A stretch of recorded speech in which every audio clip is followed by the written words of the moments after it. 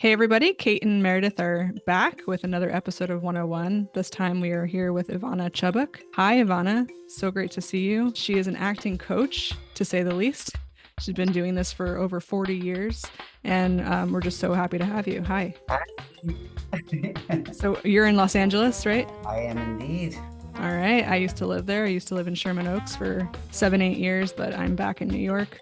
Just had a newborn to everybody who I haven't seen in a while. New mom. Yes. New mommy here. Yeah, I'm so excited to talk about your new book and everything that you've done. So We've never had an acting coach on 101, which is really exciting. As an actor, I would love to know how you started. How did it evolve into where you are now? That's a very long story, so I'm going to try to shorten it up. The philosophy of my technique is how to take using pain, which is very, very powerful fuel, to use it not to sit in it or to self-destruct with it or to even have shame from it, but to rather use it as the powerful fuel that it is to overcome and win whatever the objective is. I'm a script doctor. 40% of my business is script doctoring and working with directors.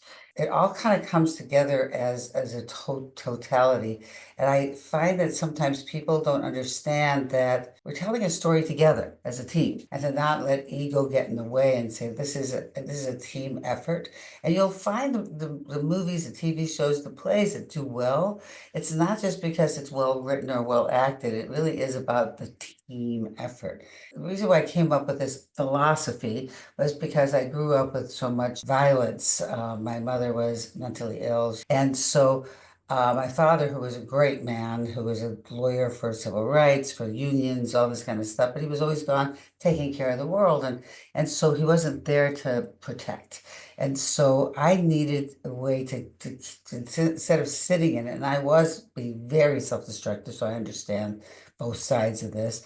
I knew I needed to just personally, and as an actor, because that's why I started as an actor, I had to start to look at things differently and not see things as attacks or ways to be a victim. And I would say, take the victim out of being a victim. There's a whole bunch of stuff in the book about how to do that. And then to create a philosophy and a technique, the Chubbuck technique, that allows us to understand how to do it in an easy format because it's broken down into numbers, 12 steps, every formula of like how to do, let's say, getting stoned or fear or chemistry it's math, and it's like broken down into formulas of how to do organically where you really truly feel all this stuff. As a person who I started off as an actor, but I also worked as a writer at Universal Studios. I wrote for Cheech and Chong. I also wrote for a lot of magazines, and there were always comedy pieces. I just think comedy is really important to bring the light to the dark. So even if it's a really dark piece, you got to find the humor. sure. I was also a script girl. I also was married to a director.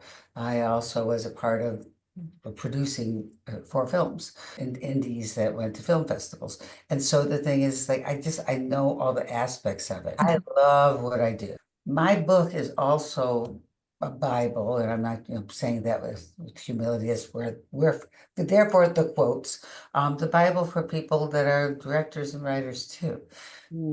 It works all over the world. That's such a fascinating idea to me, just having been on different sets and different circumstances, to have this like continuity of working a specific language where everyone, director, actors, and other creatives on the team could really tap into this common language. I feel like that would be a really interesting experience. So I studied behavioral science. I studied psychology. I studied cultural anthropology. So that's the history of culture, language, and why language exists the way it does. So this really has helped me like kind of create a real true ability to recreate the human experience because I'm coming from the science of it. It's easier to understand science than it is to understand conceptual, esoteric thought process. And one of the other reasons why I wrote the book in the first place is all the books I've read about acting, We're always theoretical. I just don't know what you do with theory. Theory is a conversation. It's not applicable. It's not practical. And I said, someone needs to write a book that's just practical. And I love that you saw a need. And this is a huge lesson for our listeners, seeing that there's something that needs to be done in the industry to change it, to redefine what is possible and creating your technique. And with theory, like you can talk and talk and talk. People just, talk. And there's no real practicality, as you said. An acting teacher that called it like coffee shop talk. Like you can discuss this theory, but it's not getting into your body. It's not, changing your behavior, which is what acting is. So you had all of these amazing opportunities that, really shaped who you are now. When did you kind of make that leap to being a coach? Was there a point where it just started to click and you're like, this is my jam. This is what I do. when actors help each other when you're on set or theater or whatever, and they help each other learn lines, they help each other say, what do you think about this idea and that idea? And I found that I was giving ideas to people in that environment where that they were doing some of the best work they've ever done.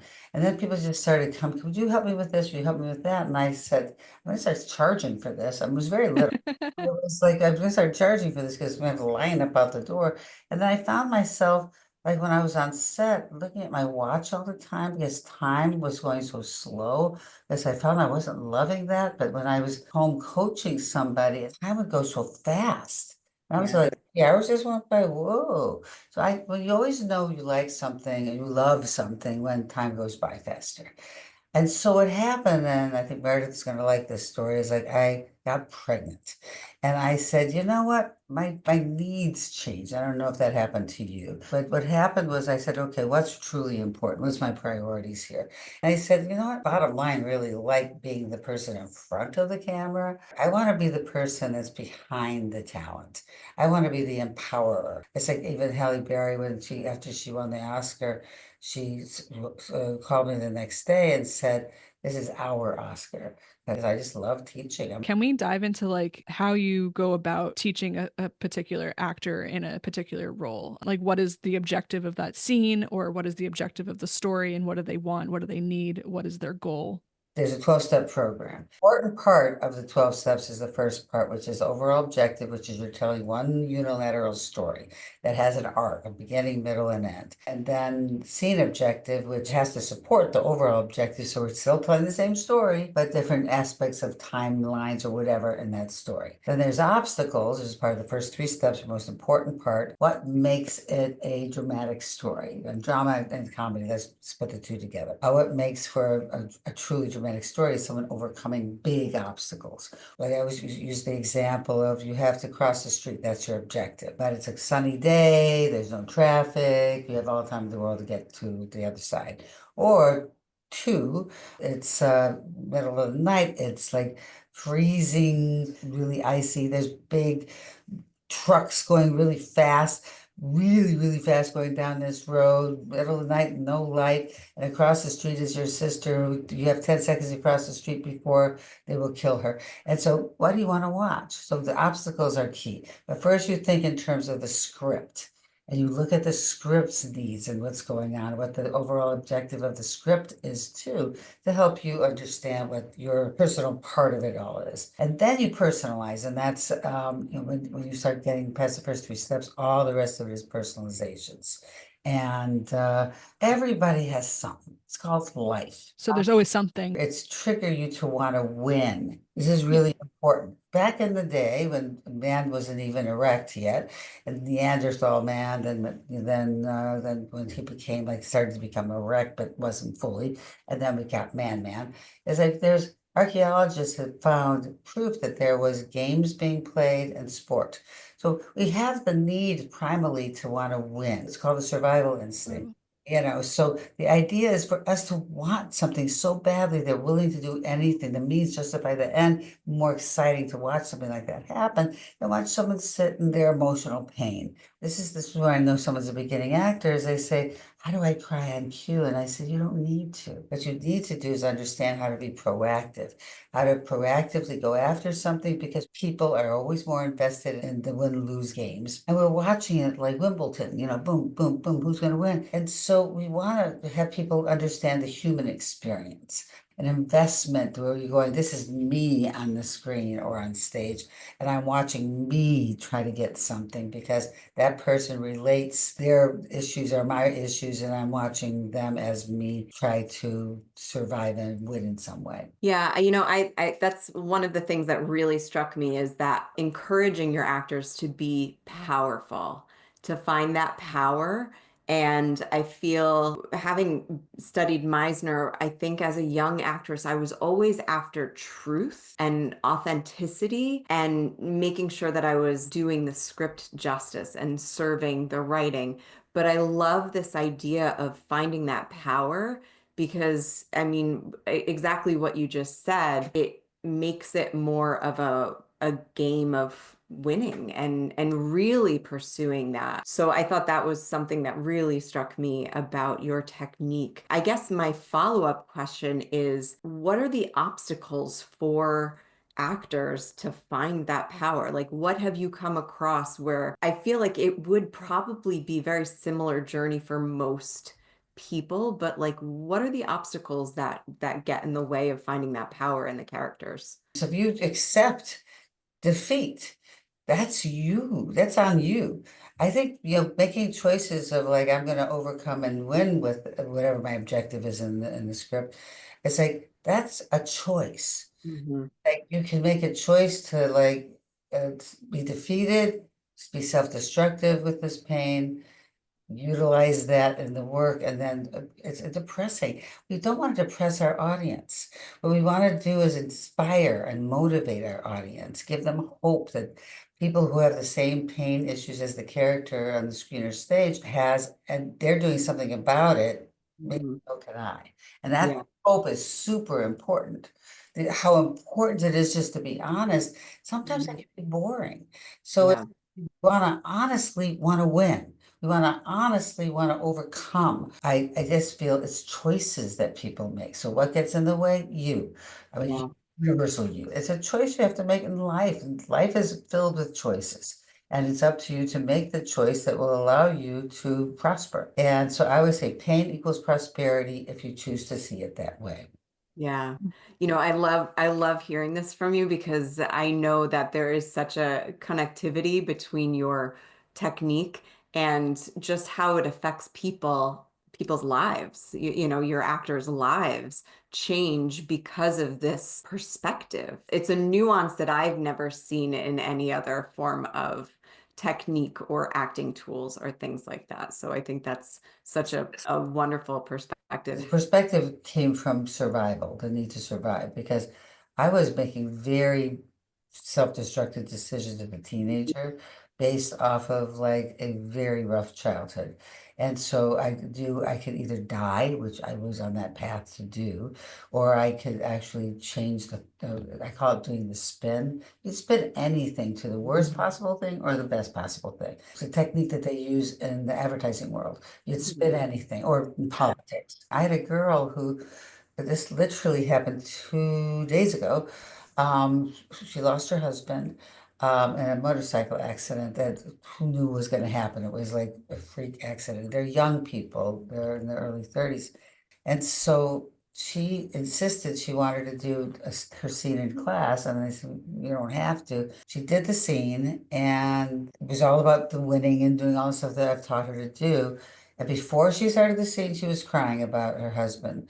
After the scene was done, she was crying about it. But during the scene, she was so powerful and so mesmerizing and so like funny and all this stuff. So I said, I'm going to give you any notes, because I said, more importantly, give me 3 adjectives to how you feel right now because of what you just experienced 2 weeks ago. And she said, I felt free, pretty, and I felt hopeful. And Mm. so it's like the work helped her get through it and heal. And it really does do that if, again, you choose to do that. It's like I have in Russia, not oddly enough, but it's true. They see my book as a self-help book. I was there and I remember being on their version of NPR, and the guy was had zero desire to be an actor or even in the industry, but he said he used the book as a Bible. You have to think in terms of people trying to connect as artists. There is no geography. To me, interesting why you can be popular, and again, how you write it, how you direct it and act it, so all three, to make something universal. Because we don't want to just make it for the American public. What we want to do is say this is going to be something that everybody can get something out of, be entertained, but also there should be a hidden message in everything that you do, like all good art does. And so if you do things that are just primal needs, you will affect the world at large. Because Yeah. the artistic world, there is no geography. We're all connected, you know, every human experiences very similar feelings and behaviors and things like that. And that's what makes film and TV and theater so accessible. You know, you can see a story about someone who is wildly different from you because of where they live or what they've been through, but you have had that same experience of shame, of defeat, and then rallying and coming back. So Mhm. I think that's such a magical part of what you do. This book is about taking 20 years of doing this all over the world and adding to the aspect of understanding that, and a whole bunch of new exercises, a whole bunch of new things that new concepts about things. For example, energy kills. So sometimes we have to play a killer, and I don't want, or being killed, and I don't want people to judge it. Because in art, you can't judge. Noel Coward once said that, and it's true today as it was when he was around. So we have to look at why does someone need to do the killing, which we is abhorrent, or be killed, which would be make us an ultimate victim. Is like I came up with a thing called energy kills. Mm. So that you're still playing the killer, but what we're doing is killing off an energy attached to somebody. Like, for example, for me, I would kill my mother, but not my mother per se, but her voice on my shoulder telling me I'm stupid and ugly all the time. So that I just stop making decisions based on that. And so I'm killing off something good that's going to help me move on and have a better Mhm. life. Being the one that's killed, for example, I'll just use somebody's example that was a really good one. She used her mother killing her as a substitution, but killing off her fear because her mother was so fearful that she kind of mirrored her fear, and she was making a lot of decisions from fear. So what she did was she had, in terms of her inner work, have her mother kill off her fear. And so then it became interesting as opposed to being awful. So we took the victim out of being a victim. And like with Leaving Las Vegas with Elizabeth Shue, what we worked on was that instead of trying to keep somebody alive who was bound and determined to commit suicide, it was let's find out how you can bond with that. So we came Mhm. up with a notion that she too wanted, this is inner work, that she too wanted to commit suicide, and they were bonding over that they came up with the same solution for getting rid of life's pain. And so when she asked the question, why do you want to kill yourself? Most actors would have said with judgment, why would you want to do something like that? So Yeah. is it the same reason that I have? So we can bond over it. And the critics said this is a weirdly uplifting story about suicide, because we made it a love story. We made it Yeah. something positive. We took the victim out of being a victim. You know, Mhm. there's a whole bunch of stories like that in the book. You remember when you were acting, you get to that place, you go, oh, where'd that come from? I never thought I would say it like that or do or whatever you did. We want to get to the zone. But how Yeah. to get to the zone, it just doesn't magically appear. You have to make it happen. You have to do the work.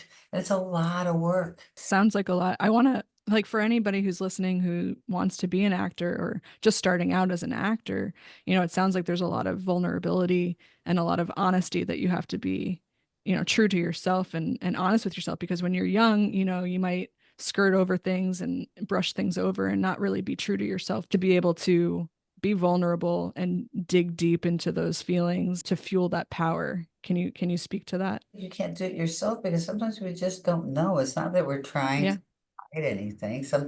And the job of a good teacher, and this is what I always tell people, and what Charlie Theron always tells people, you got to study, study, study, and take risks and the choices that you make as opposed to safe choices.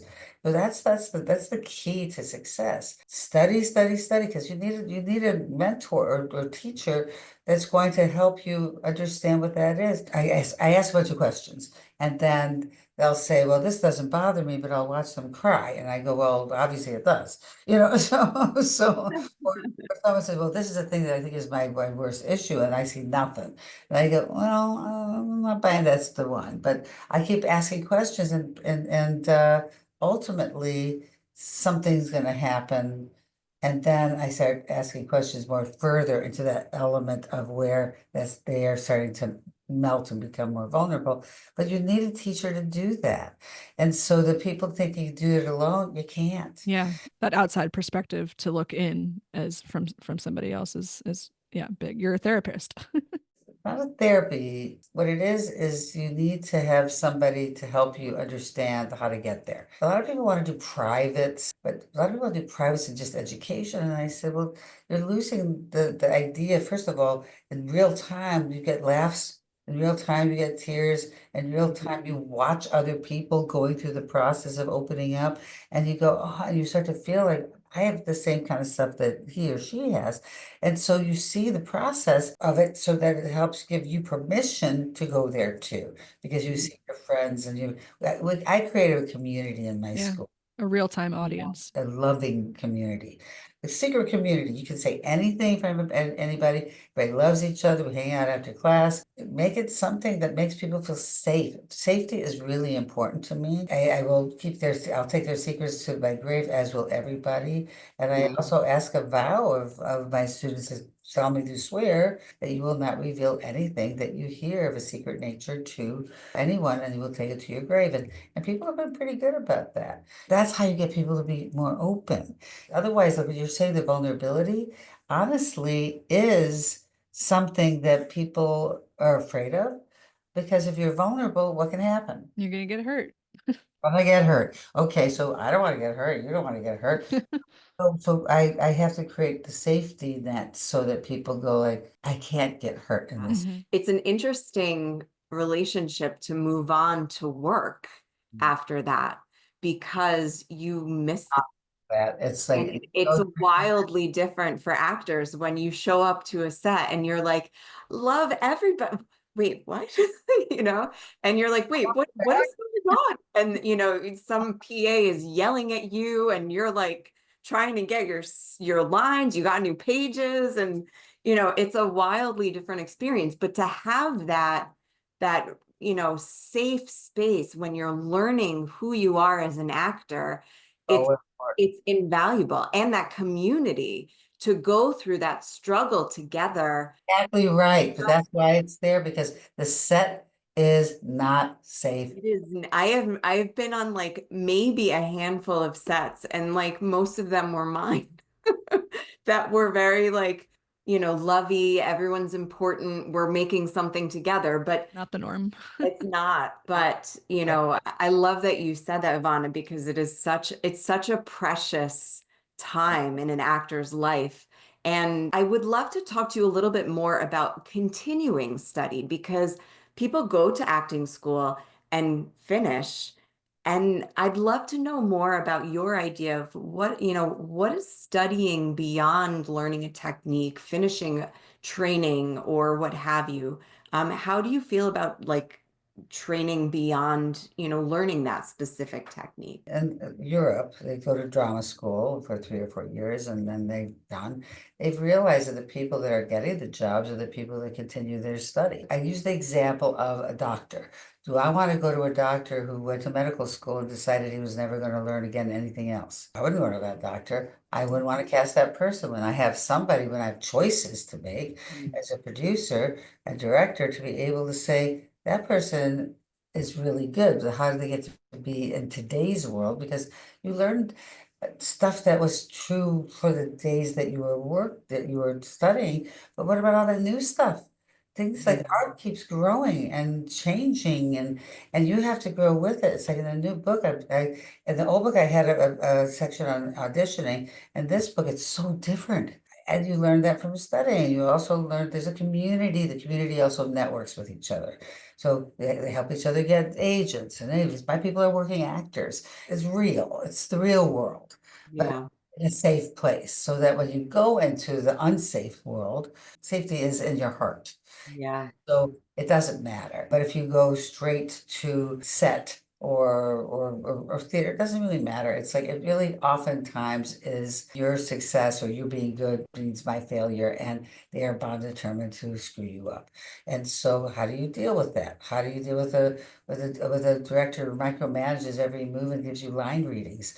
How do you deal with all that? All that stuff's talked about in my classes. It's like I feel like people who feel like they're done being educated aren't very smart. So, education is key. It's not over. You always will keep learning, keep learning, keep learning, keep learning. I do. Every time I coach this conversation, I've actually learned some things, from your points of view, and I go, that's interesting. Let's add that to the party. And so the thing is that I'm always learning. Wake up in the morning and go, what am I going to learn today? Stay curious. Interesting and curious. I could talk to you for days, Ivana. I really could. What makes you so proud? If you can talk about that a little bit. Wow, that's a question. Being open to everybody's point of view. It is expressed, I think, that way in the book, that I'm proud of the fact that I didn't get insular to my own thought process and kind of try to keep it open for people to feel like they can fill in the blanks from their own world. And I'm Yeah. proud of the fact that I was able to do that. What is the best advice you've been given in your career? It's not about advice. It's more like a way of living and forward motion of what drives me. Which Mhm. my father is a Holocaust survivor, and he was a little boy. He was 11, and he couldn't do anything about what was happening around him in Germany when he was watching his brothers being beat up who were older than him. And because he had blonde hair, blue eyes, the other young boys who were brown shirts would beat his brothers up and in front of him because they didn't realize that he wasn't one of them. And so when he grew up, he decided to become a lawyer for the people. He was one of the head people of the National Labor Relations Board, which he helped unions. He was that kind of guy. And I determined that I needed to be that too, to help people, to empower people, to take the oppressed people and do it through the arts. So I feel like he did it through law, I do it through the arts. So that to me is my motivating force. It reminds us how powerful art is. It's life-changing. It is, and nobody can complain that it's a bad thing. I mean, in this day and age, some people complain about it, but we don't listen to them anyway. Well, your book is called The Power of the Actor, and I'm just so happy that you joined us today. I think our listeners will learn so much. But I want to express to everybody that older women, this should help older women too. It's not. I mean, I worked with Pamela Anderson on The Last Showgirl, and she kind of gave up the ship a long time ago and decided to reinvent herself at 57.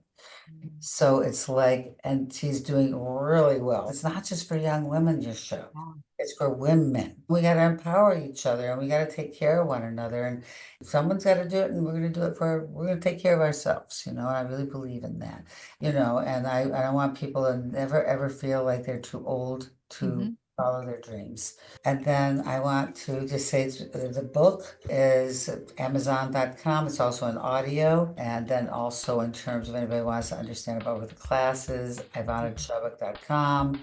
We had such a wonderful time chatting. Yep. Thank you so much.